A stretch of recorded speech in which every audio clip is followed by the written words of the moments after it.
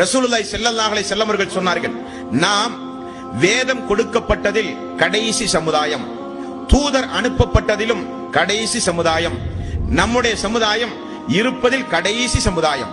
நமக்கு முன்னால் வேதங்கள் அருளப்பட்ட சமுதாயம் உண்டு, நமக்கு முன்னால் தூதர்கள் அனுப்பப்பட்ட சமுதாயம் உண்டு. ஆனால் நன்மையுடைய இபாதத்துடைய விஷயத்தில் நாம் தான் எல்லோரை விடவும் முந்தியவர்கள் என்று ரசூலுல்லாஹி ஸல்லல்லாஹு அலைஹி வஸல்லம் அவர்கள் சொன்னார்கள். உண்மைதான்.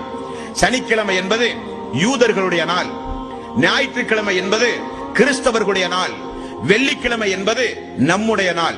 நம்முடைய இபாதத்துகளுக்கு பிறகுதான், நம்முடைய வெள்ளிக்கிழமைக்கு பிறகுதான் யூதர்கள் ஆனாலும் நசாராக்கள் ஆனாலும் இபாதத்துடைய விஷயத்தில் நமக்கு பின்னால் தான் அவர்கள் வருகிறார்கள் என்று ரசூலுல்லாஹி ஸல்லல்லாஹு அலைஹி வஸல்லம் அவர்கள் கூறினார்கள்.